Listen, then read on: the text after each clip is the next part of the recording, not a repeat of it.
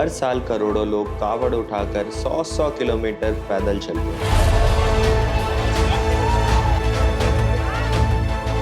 पर क्यों? क्या है इस यात्रा में जो लोग अपना घर बार छोड़कर, ऑफिस से छुट्टी लेकर पूरी फैमिली के साथ निकल पड़ते हैं? अभी मैं हूँ सुल्तानगंज में और यहाँ से शुरू होती है इंडिया की सबसे फेमस कांवड़ यात्रा। और आज मैं सिर्फ कैमरा लेके नहीं आया हूँ, बल्कि मैं समझने और महसूस करने आया हूँ इन दो शब्दों का असली मतलब। मैं बचपन से सुल्तानगंज आता रहा हूँ क्योंकि मेरी नानी का घर यहीं है, पर ये मेरा फर्स्ट टाइम है श्रावण के महीने में और यहाँ की वाइब एकदम अलग है।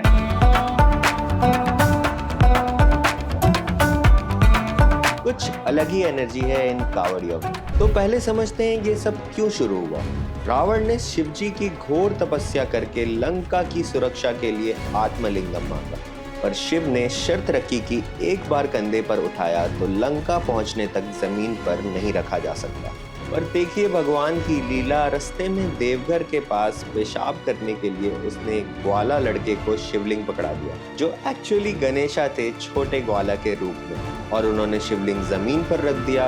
रावण को गुस्सा आया, लेकिन फिर वो समझ गया कि ये चमत्कार, ये लीला शिव की ही है। और कहा जाता है कि उसने ही पहली बार यहीं सुल्तानगंज से नंगे पांव गंगा जल भर के बैद्यनाथ धाम पे जल चढ़ाया था। तब से ही ये कावड़ यात्रा की प्रथा शुरू हुई। सुल्तानगंज से देवघर लगभग 105 किलोमीटर का सफर। सिंपल रूल है, एक बार कावड़ कंधे पर रख दिया तो बैद्यनाथ धाम पहुंचने तक नीचे नहीं रख सकते। नो बस, नो कार, नो ट्रेन, सिर्फ नंगे पांव पैदल यात्रा।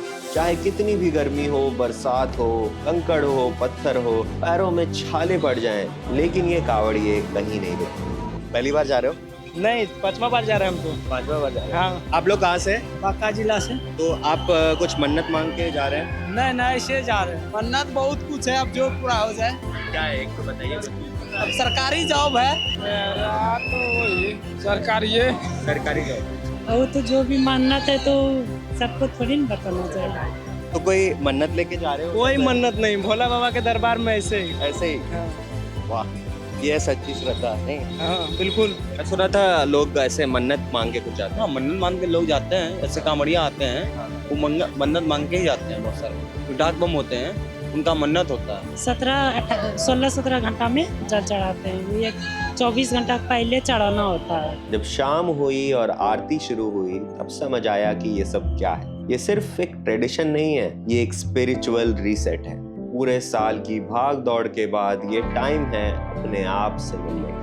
मैं यहाँ डॉक्यूमेंट्री बनाने आया था, पर अब कुछ अलग एक्सपीरियंस हो रहा है। ये आस्था को डॉक्यूमेंट करना इतना सिंपल नहीं, क्योंकि ये सिर्फ महसूस करने की चीज है। और पता है, यहाँ लोगों को देखकर समझ आया कि ये जर्नी एक्सटर्नल नहीं है, ये इंटरनल है। ये कोई बाहरी दिखावे के लिए नहीं है, खुद को उस डिवाइन एनर्जी से कनेक्ट करने के लिए।